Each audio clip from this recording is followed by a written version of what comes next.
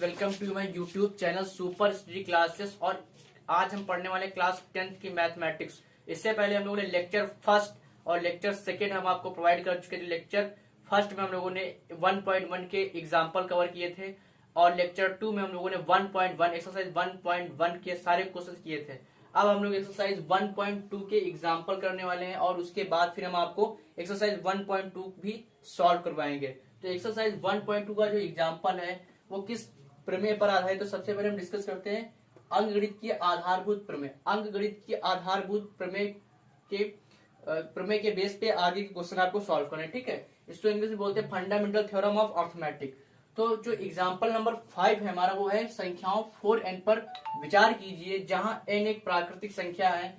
जांच कीजिए कि क्या n का कोई ऐसा मान है जिसके लिए 4 की पावर n अंक 0 पर समाप्त होता है, ठीक है। तो हमें क्या करना होगा, अगर सिंपल सा समझ लेते हैं पहले क्या चीज है, क्या कॉन्सेप्ट है इसका।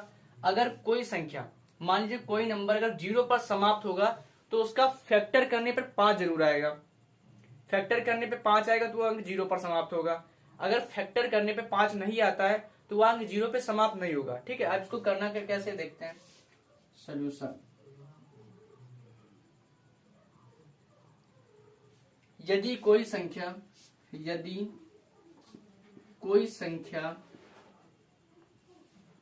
n 0 पर समाप्त होती है,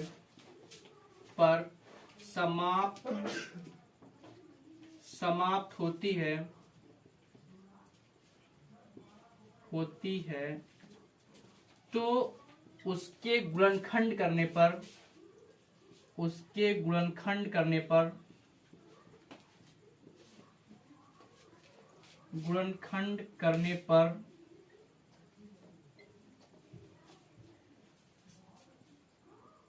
करने पर 5 जरूर आएगा।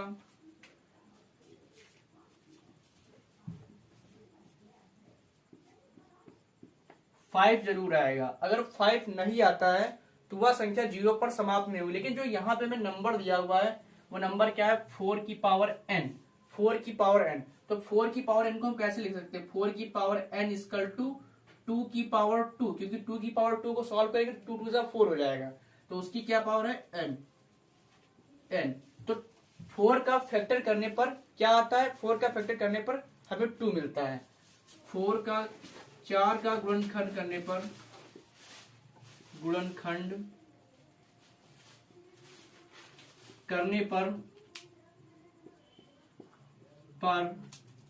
हमें 2 प्राप्त होता है। 2 प्राप्त होता है। अतः अंकगणित की आधारभूत प्रमेयिका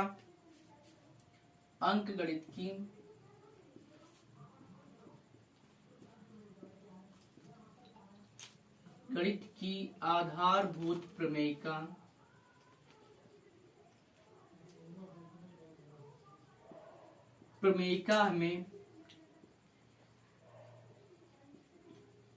हमें यह सिद्ध कराती है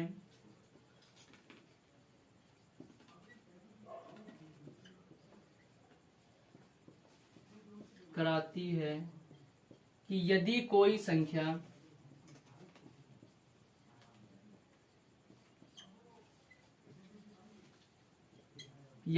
संख्या जीरो पर समाप्त होगी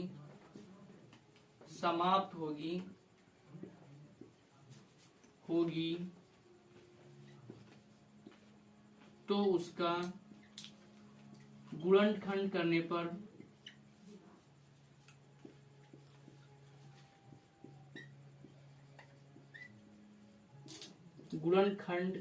पर 5 आएगा।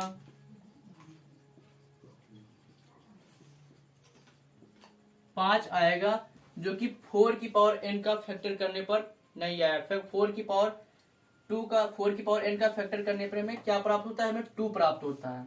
4 का गुणनखंड करने पर हमें 2 प्राप्त होता है। अतः या सिद्ध है कि कोई भी संख्या 0 पर समाप्त नहीं होगी।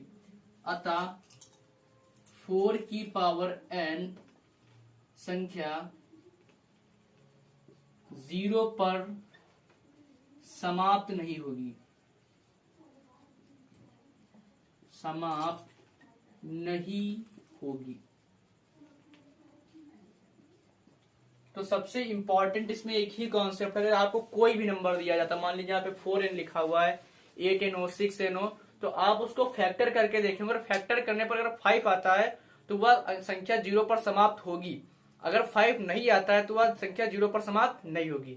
और इस क्वेश्चन में पहले ही आपको बता दिया जाएगा कि जो नंबर होगा 4n है, 6 है, 8n है, जो भी रहेगा आप उसको देखेंगे और उसका फैक्टर कर लेंगे।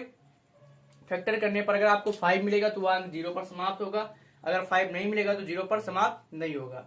ठीक है, ये हमारा एग्जाम्पल नंबर 5 था। अब हम इसके आगे का एग्जाम्पल करने वाले हैं।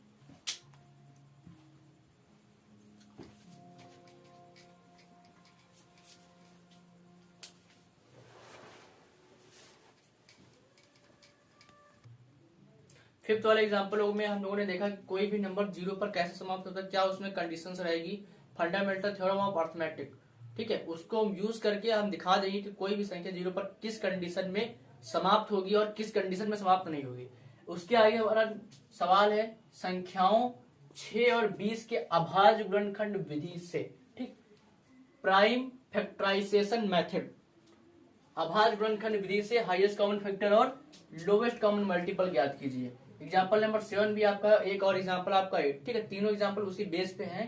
अभाज्य गुणनखंड विधि द्वारा 96 और 404 का हाईएस्ट कॉमन फैक्टर और हाईएस्ट कॉमन फैक्टर ज्ञात कीजिए। ठीक है, हाईएस्ट कॉमन फैक्टर आपको इसमें निकालना है, हाईएस्ट कॉमन फैक्टर और lowest common multiple, lowest common multiple भी इसमें निकालना है, लोवेस्ट कॉमन मल्टीपल। ठीक, हाईएस्ट कॉमन फैक्टर और लोवेस्ट कॉमन मल्टीपल। और फर्स्ट वाले क्वेश्चन में भी हाईएस्ट कॉमन फैक्टर और लोवेस्ट कॉमन मल्टीपल दोनों ही चीजें निकालनी है। तो फर्स्ट वाले क्वेश्चन को देखते हैं पहले। फर्स्ट वाला एग्जांपल नंबर 6, सॉल्यूशन।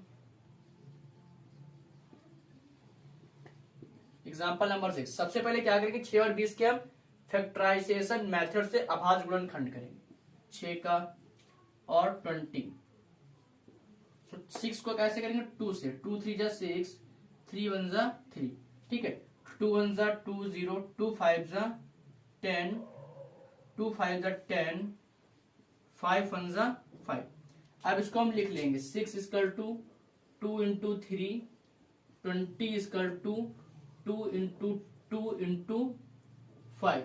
तो यहाँ पे अगर हम इस दोनों नंबरों में एचसीएफ की बात करें, हाईएस्ट कॉमन फैक्टर, तो हाईएस्ट कॉमन फैक्टर हमारा क्या होता है, जो कॉमन हो, दोनों नंबर्स में जो नंबर कॉमन हो वो हमारा हाईएस्ट कॉमन फैक्टर होता है। तो एचसीएफ क्या हो जाएगा, एचसीएफ इक्वल टू, ये कॉमन मिल गया 2 और 2, ये हो जाएगा 2।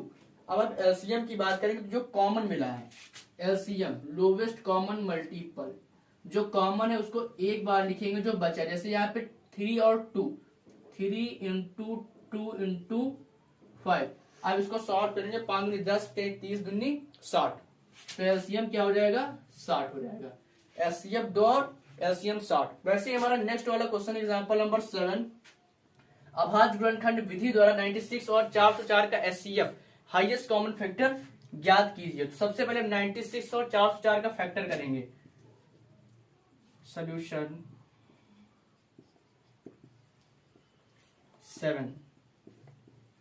ठीक है, 96 और 404, 2 से काटेंगे, 2 4 जा 8, 2 चौके 8, 2 8 16, 2 दूनी 4, 2 चौके 8, 2 एकम 2, 2 दूनी 4, 2 छंग 12, 2 त्याई 6, 3 एकम 3, ये पूरा कैंसिल हो गया। अब हमारा 404, 404 को हम 2 से काटेंगे, 2 दूनी 4, 0, 2 दूनी 4, 2 एकम 2, 0, 2 एकम 2। अब 101 क्या है, को प्राइम नंबर, अभाज्य संख्या है, तो क्या करेंगे, 101 को हम 1 से कैंसिल करेंगे, तो 101 बन जाए 101 हो जाएगा। अब इसको हम एक पास लिख लेंगे, 96 equal to 2 into 2 into 2 into 2 into 2, 5 times, 2 into 2 into 2 into 2 into 2। उसके बाद क्या है, 3, इंटू 3। अब नेक्स्ट वाले में क्या क्या है, 404 इक्वल टू 2 इंटू 2 इंटू 101। तो अगर अब कॉमन की बात की जाए तो इसमें एचसीएफ क्या हो जाएगा, एचसीएफ हो जाएगा 2 इंटू 2 इक्वल टू 4। ठीक है, अगर एलसीएम की बात की जाए तो एलसीएम इक्वल टू, एलसीएम क्या हो जाएगा 2 इंटू 2, 2 इंटू 2 तो रहेगा, ये जो कॉमन है उसको एक बार लिख लेंगे, बाकी जो बचेगा हमारा 2 into 2 into 2 into 3, 2 into 2 into 2 into 3 और 101 इंटू 101। अब इसको सॉल्व कर लेंगे, कितना हो जाएगा एलसीएम, 2 दूनी 4, 4 दूनी 8, 8 दूनी 16, 16 दूनी 32, 32 इंटू 3 इंटू 101। ठीक है, अब सब हम मल्टीप्लाई कर लेंगे, कितना हो जाएगा एलसीएम इक्वल टू 3 दूनी 6, 3 3 96 इंटू 101। अब 101 का मल्टीप्लाई कर लेंगे 96 से, 606,909।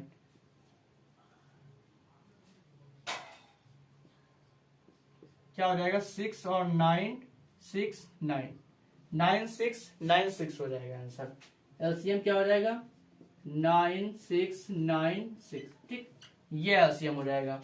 तो एग्जाम्पल नंबर 6 और एग्जाम्पल नंबर 7 बिल्कुल आसान तरीके से आपको ऐसे ही एचसीएफ और एलसीएम निकालना है। सिंपल इसका मेथड यही रहेगा कि एलसीएफ एचसीएफ आप कैसे निकालेंगे, हाईएस्ट कॉमन फैक्टर या महत्तम समापवर्ग, या फिर जिसे शॉर्ट में कहा जाता है मासा, या एलसीएफ एचसीएफ। ठीक है, तो आपको करना क्या होगा कि फैक्टर करने के बाद आप डायरेक्ट जो दो नंबर्स दिए जाएंगे उसको लिख लेंगे, और जो जो कॉमन नंबर मिलेगा, जैसे इसमें कॉमन मिला था क्या 2 और 2 कॉमन मिला, तो उसको हमने एक बार लिख लिया, 2 और 2 इंटू 2। एचसीएफ क्या हो जाएगा हमारा 4 हो जाएगा। एलसीएम की बात करेंगे, जो कॉमन आया वो लिखेंगे, और जो बाकी नंबर्स हमारे बच गए सबको हम एक साथ मल्टीप्लाई कर देंगे तो हमारा एलसीएफ हो जाएगा, एलसीएम। ठीक है, लोवेस्ट कॉमन मल्टीपल।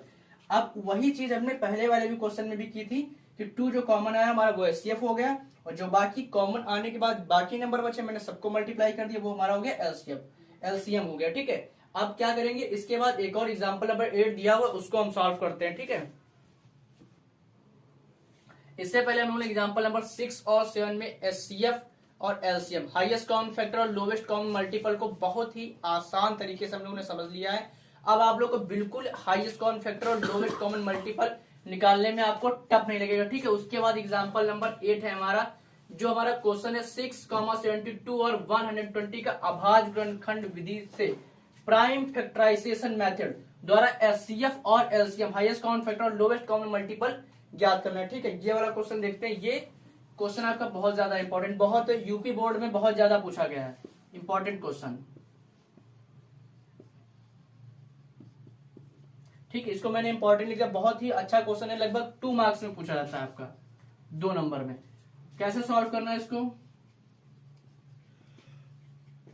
ठीक है, सबसे पहले हम 6 और 72 और 120 का क्या करेंगे, प्राइम फैक्टराइजेशन मेथड, गुणनखंड कर लेंगे सबका।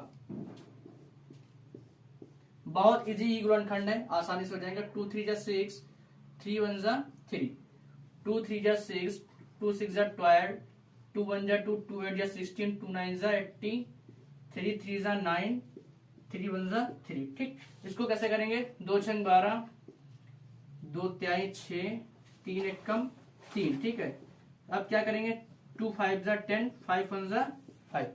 बहुत ही इजी तरीके से हम लोग उसका सबका फैक्टर कर लिया। अब फैक्टर करने के बाद हमें क्या करना है, सबको लिखना है एक पास। इसका हम लोगों ने फैक्टर कर लिया है। फैक्टर करने पे क्या है, 6 इक्वल टू 2 इंटू 3, 72 का हम लोगों ने किया था 2 इंटू 2 इंटू 2 इंटू 3 इंटू 3। ठीक है, 120 का 120 का हम लोगों ने किया है 2 इंटू 2, 3 इंटू 2 इंटू 5। ठीक है, अब हम लोग को क्या निकालना है, HCF. HCF equal to, HCF क्या निकलेगा 2 2 2, जो कॉमन है उसको एक बार लिखेंगे 2। ठीक है, उसके बाद कॉमन क्या है 3 3 3। ठीक, 3 3 और 3, तो 3 कॉमन हो जाएगा, तो ये एचसीएफ क्या हो जाएगा हमारा 6। अब एलसीएम की बात करें, एलसीएम निकालना है, क्या क्या क्या कॉमन है, 2 इंटू 3। पहले देखो जब भी 2 नंबर दिए जाएंगे तब उस दोनों में देखेंगे, लेकिन अब 3 नंबर है तो तीनों में जो कॉमन है पहले उसको एक बार लिख लिया। अब उसके बाद 2 नंबर बचे 72 और 120। ठीक है, 72 और 120। अब इसमें हम क्या करेंगे, यहाँ पे कॉमन हमारा 2 मिल रहा है, तो इसको फिर एक बार लिख लेंगे 2। ठीक, अब हमारा उसके बाद कॉमन क्या मिल रहा है, उसके बाद हमारा कॉमन है फिर 2 कॉमन मिला है। ठीक है, 2 और 2 और इंटू में 5 इंटू 3, जो 2 कॉमन हमारा 2 बार मिल चुका है, ये 2 मैंने एक बार लिख लिया, और फिर ये 2 और 2 ये कॉमन मिला, मैंने लिख लिया फिर से, और ये 5 और ये 3, जो बाकी बचे हमने सबको लिख लिया। आप क्या करेंगे, एलसीएम 3 दूनी 6 इंटू 2 दूनी 4, 12 इंटू 5। ठीक, 6 इंटू 12 पंचे 60 और 6 छांग 36, 360। ठीक, तो ये आपका हो जाएगा एलसीएम, एलसीएम आपका हो जाएगा। तो बहुत ही आसान तरीके से हमने तीनों एग्जांपल सॉल्व कर लिए हैं। अब हम इसके आगे आपको एक्सरसाइज 1.2 के पूरी सॉल्व करवाने वाले हैं। वीडियो अगर आपको अच्छा लगा हो तो आप वीडियो सब्सक्राइब कीजिए, लाइक कीजिए और अपने फ्रेंड्स को ज्यादा से ज्यादा शेयर कीजिए। Thank you.